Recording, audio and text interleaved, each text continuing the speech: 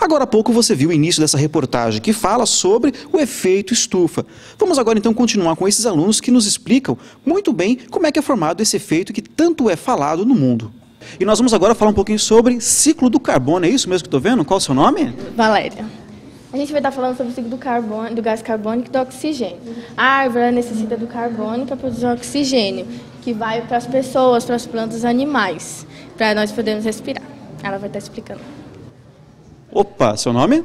Dalviane, eu vou estar falando sobre o que acontece se aglomera o gás carbônico aglomera na atmosfera. O que acontece? Acontece o efeito estufa, pois o ser humano precisa de oxigênio e através das árvores que eles vão se transformar. Só que com muito oxigênio, através das queimadas e do desmatamento, aglomera muito gás carbônico na atmosfera, que vai causando o efeito estufa, fazendo mal à nossa saúde.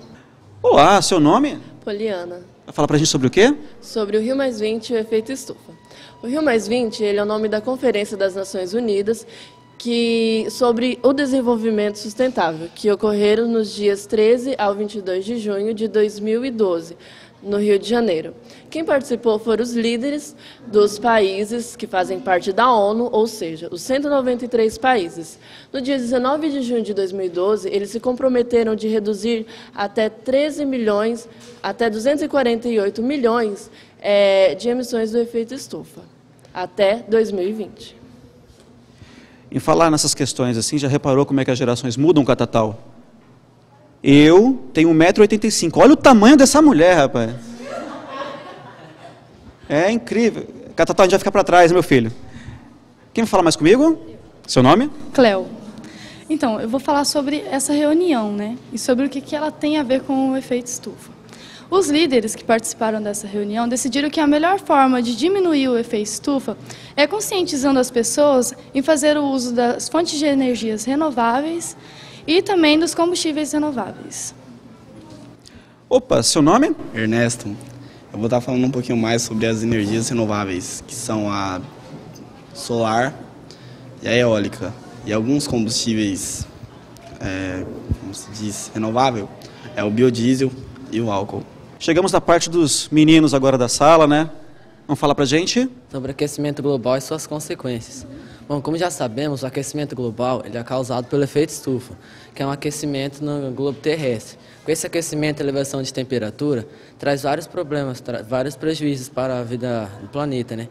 Por natureza, a temperatura na linha do Equador ela é mais elevada. O aquecimento global ele vai justamente intensificar essa temperatura e ele também vai alterar a temperatura das regiões periféricas do mundo. E isso vai gerar graves consequências. Agora sobre o derretimento das geleiras, que é uma das grandes consequências hoje do aquecimento global. Aqui são dados de 1930, onde havia ainda várias camadas polares ou geleiras e que hoje deixaram de existir, em 2012. Vamos lá, próxima etapa, voltamos para as meninas. Seu nome? Letícia, vai começar. Tá, a gente vai falar sobre a conscientização ambiental. Bom, o principal causador do efeito estufa é as ações humanas. Tipo, como o lixo que nós jogamos, ele é muito poluente. E para colaborar, poderíamos fazer o uso da reciclagem. E também outro que é muito poluente são os automóveis, né? E poderíamos colaborar andando de bicicleta, que além de colaborar muito, é muito saudável pra gente. Nós falamos assim bastante coisa aqui para vocês, só para relembrar, falamos sobre o efeito estufa, falamos sobre os gases poluentes, principalmente aqueles que causam esse efeito estufa, falamos do descongelamento das calotas polares, falamos do aquecimento global, e vamos falar agora um pouco sobre os impactos disso tudo na sociedade. Vamos falar aqui com o senhor? Luiz Alberto. Vou falar sobre os impactos na sociedade, assim como a intervenção do homem com a queimada, causa o gás carbônico. O gás carbônico ele prejudica algumas pessoas e também causa chuva ácida. Mas só que as autoridades competentes, como os governos, políticos, com a ajuda da sociedade, estão tentando minimizar o efeito estufa. Com a queima de alguns combustíveis, como o carvão mineral, o petróleo e a queima das florestas, a consequência da chuva ácida. Essa chuva ácida, ela corrói construções como estátuas, prédios e também prejudica a produção agrícola, porque com a chuva ácida o pH do solo é diminuído, aumentando a acidez, e algumas plantas não suportam isso.